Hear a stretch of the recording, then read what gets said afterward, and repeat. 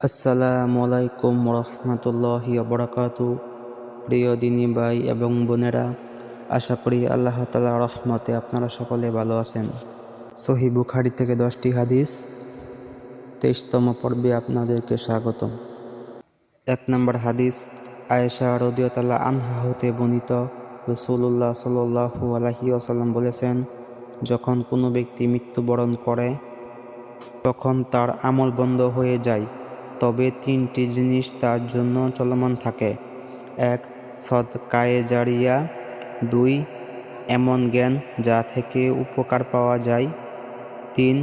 এমন নেককার সন্তান যে তার জন্য দোয়া করে। সহিহ বুখারী 1383। 2 নম্বর হাদিস, আবু সাঈদ খুদরী রাদিয়াল্লাহু আনহু হতে বর্ণিত, রাসূলুল্লাহ সাল্লাল্লাহু আলাইহি ওয়াসাল্লাম বলেছেন, তাকওয়াশীল ব্যক্তি জান্নাতের কাছাকাছি থাকে, আর পাপী ব্যক্তি জাহান্নামের দিকে ধাবিত হয়। সহিহ বুখারী 6466। 3 নম্বর হাদিস, আবু হুরায়রা রাদিয়াল্লাহু আনহু হতে বর্ণিত, রাসূলুল্লাহ সাল্লাল্লাহু আলাইহি ওয়াসাল্লাম বলেছেন, পিতামাতার প্রতি অবাধ্যতা সবচেয়ে বড় গুনাহের মধ্যে একটি। সহিহ বুখারী 5673। 4 নম্বর হাদিস, আবু হুরায়রা রাদিয়াল্লাহু আনহু হতে বর্ণিত, রাসূলুল্লাহ সাল্লাল্লাহু আলাইহি ওয়াসাল্লাম বলেছেন, একজন গরিব মুমিনের জন্য জান্নাতের ধনী মুমিনের আগে প্রবেশের সময় 500 বছরের হবে। সহিহ বুখারী 6511।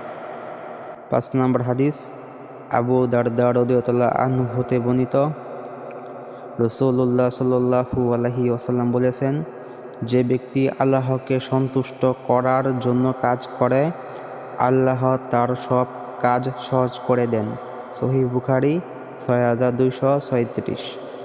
6 নম্বর হাদিস, আবু হুরায়রা রাদিয়াল্লাহু আনহু হতে বর্ণিত, রাসূলুল্লাহ সাল্লাল্লাহু আলাইহি ওয়াসাল্লাম বলেছেন, যে ব্যক্তি সৎ কাজের দিকে আহ্বান করে, সেই আহ্বানকারীর মতোই সওয়াব লাভ করে। সহিহ বুখারী 1407।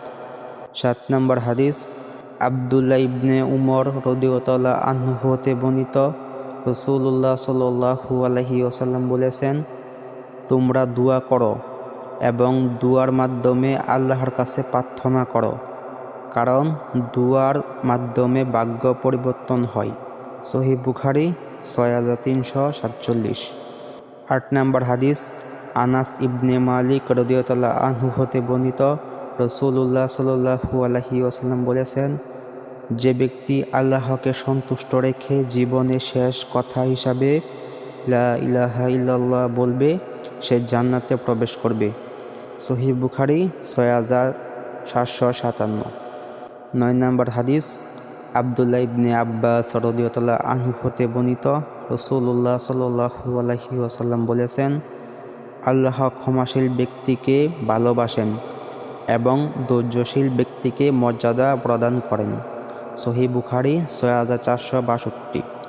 10 নম্বর হাদিস, আবু হুরায়রা রাদিয়াল্লাহু আনহু হতে বর্ণিত, রাসূলুল্লাহ সাল্লাল্লাহু আলাইহি ওয়াসাল্লাম বলেছেন, নিঃস্ব ব্যক্তি সে নয় যার কাছে কিছুই নেই, বরং নিঃস্ব ব্যক্তি সে যে কিয়ামতের দিন তার আমলনামায় সৎকর্ম নিয়ে আসবে, কিন্তু অন্যদের প্রতি অত্যাচারের কারণে তার আমল অন্যদের মাঝে বণ্টন করা হবে।